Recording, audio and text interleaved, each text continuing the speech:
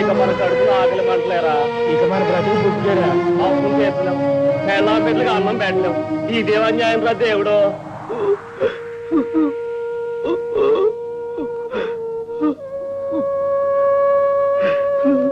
ప్రకాష్, రాధా ప్రకాష్, అయిపోయింది రాధా, పంట నాశనం అయిపోయింది, నా బ్రతుకు చీకటి అయిపోయింది. ఊరుకో ప్రకాష్, ఊరుకో. అసలు ఏమైంది? అందరి పొలాలు ఎందుకు ఇలా ఎండిపోయాయి? ఖచ్చితమైన కారణం ఇంతవరకు ఎవరికి తెలియలేదు రాధా. కానీ పేద రైతుల ఆశలు ఈ పంటల్లాగే ఒక్కసారిగా చచ్చిపోయాయి. ఇక ఏడాది పొడుగునా ఏం తిని బతకాలో, ఎలా బతకాలో అర్థం కావటం లేదు. కుట్టలుగా కనపడవలసిన ధాన్యలక్ష్మి గుప్పెడి బూడిదగా మిగిలిపోయింది రాధా. ఊరుకో ప్రకాష్, కష్టాలు వచ్చినప్పుడే ధైర్యంగా ఉండాలి. ఏం ధైర్యం రాధా, అప్పు చేసి ఎరువులు కొన్నాను, చెమటోడ్చి శ్రమ పడ్డాను. పంట బాగా పండుతుందని అప్పు తీర్చేసి మిగిలిన డబ్బుతో మనం పెళ్లి చేసుకుని హాయిగా ఉండొచ్చని ఆశపడ్డాను. అంత వృధా అయిపోయింది, అంత వృధా అయిపోయింది.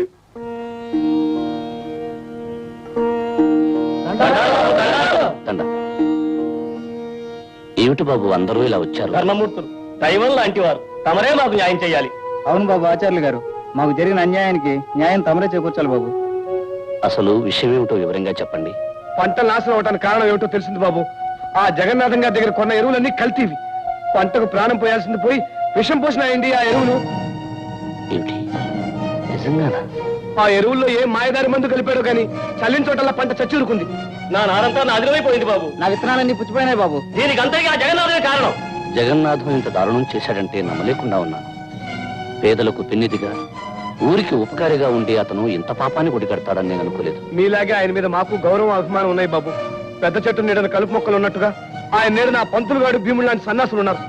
బహుశా ఆయన తెలియకుండా ఆ నీతులు వ్యధోపం చేస్తుంటారేమని మా అనుమానం. అన్యాయం జరిగిన మేము అడగడం వస్తే ఆవేశపడవచ్చు, ఆయన ఏమైనా గొడవలు చేయవచ్చు. అందుకే మా అందరి తరఫున మీరు ఆయన దగ్గరికి వెళ్ళి జరిగింది చెప్పండి. నష్టపోయిన మాకు ఏ కష్టం కలగకుండా దారి చూపెట్టమనండి. తప్పెవరితో తెలుసుకుని దండించమని చెప్పండి. తప్పకుండా. మీరంతా నా బిడ్డలంటూ వాళ్ళు. మీ కష్టాలను నష్టాలను ఓదార్చడం నా కనీస ధర్మం. నేను ఇప్పుడే వెళ్ళి జగన్నాథం గారితో మాట్లాడి మీకు న్యాయం జరిగేటట్లు చేస్తాను. వెళ్ళండి బాబు. ఏదో మొహమాట పెట్టి రమ్మన్నారు కనుక వచ్చాను. ఇలా నిజంగా మందు కొట్టడానికి మా రూల్స్ ఒప్పుకోవు. రూల్స్ ఏమున్నాయా?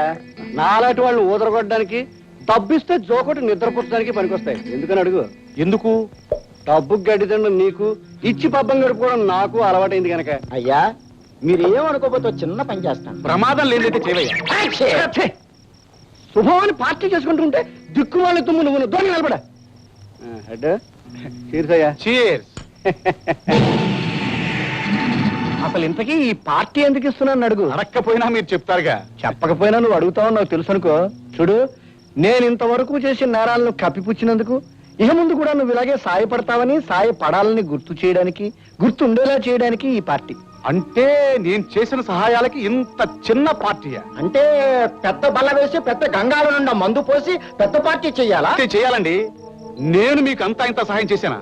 రామరాజును హత్య చేస్తే అది ఆత్మహత్యగా మార్చేశాను. లక్ష్మిని పాడు చేసి ప్రాణాలు తీస్తే అది యాక్సిడెంట్ గా మార్చేశాను. రైతులకి కల్తీ ఎరువులు అమ్మితే ఆ గొడవ ఏమీ తెలియట్టు ఊరుకున్నానా? ఇంకా మరి ఎంతసేపు నువ్వు చేసిన ఘనకార్యాలే చెప్తావు కానీ నేను చేసిన పని చెప్పవే. నువ్వు చేసిన ప్రతి పనికి కంట్రోల్ రేటు ప్రకారం కట్టలు కట్టలు చదివించేనే అది మర్చిపోయినట్టున్నావు. ఆ పని గడిచింది, నీ పర్సు నిండింది. కావాలంటే కావాల్సింది కోడి కావాలి. అయ్యా నేను తుమ్మితే కీడు వస్తుందన్నారే, వచ్చేసింది అయ్యా.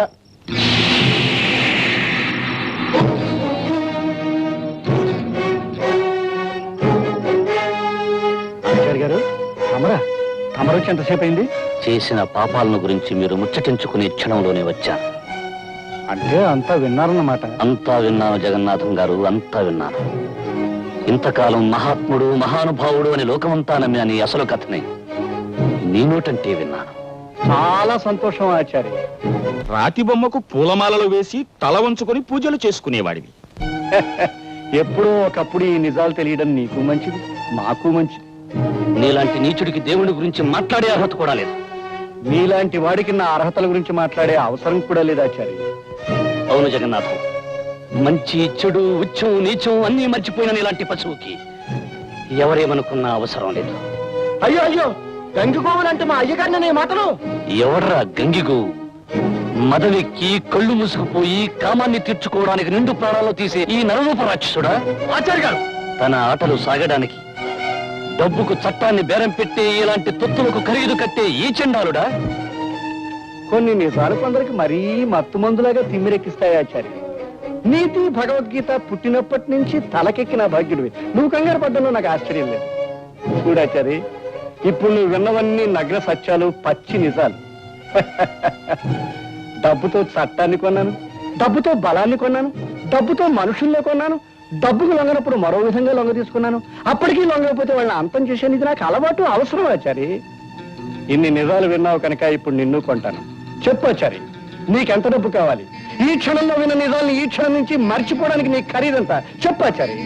ధనమదంతుడా, ఐశ్వర్యం మనిషిని గుడ్డివాణ్ణి చేస్తుంది, ఆశ మనిషిని పిచ్చివాణ్ణి చేస్తుంది, మదం మనిషిని పశువును చేస్తుంది. ఈ మూడు కలిసిన విచిత్రమైన జంతువుని ఈ రోజే నా కళ్ళ ముందు చూస్తున్నాను. ఈ శంకరాచారి నీతిని నిజాయితీని ఖరీదు చేసే ఐశ్వర్యం ఈ సృష్టిలో ఇంకా పుట్టలేదురా. దేవుణ్ణి దైవత్వాన్ని దూషించిన ఎందరో రాక్షసుల్ని కూల్చివేసిన జాతిరా ఇది. ఈ రోజుతో నీ పాపాలకి ముగింపు పలికి నీ అసలు రూపం లోకానికి తెలిపి ప్రజలను రెచ్చగొట్టి నిన్ను నిన్ను నిన్ను సర్వనాశనం చేస్తాను చండాలుగా. వీడు మనందరి విషయం బయటపెట్టి తీరుతాడు. మరి ఇప్పుడు ఎలాగండి అయ్య గారు? మరేం భయం లేదు. వాడి చావుకి ఆహ్వాన పత్రికని వాడే ఇక్కడ వదిలి వెళ్ళాడు. భయంకర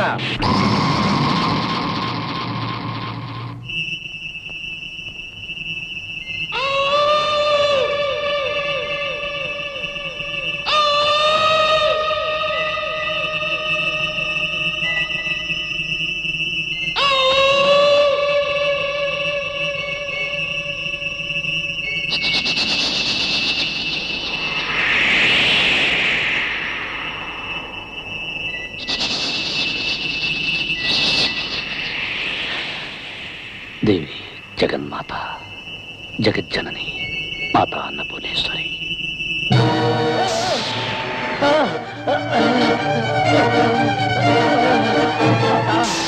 పిలిచినప్పుడు తప్ప నువ్వు బయటికి రాకూడదు. సరేనా? వచ్చేయ్.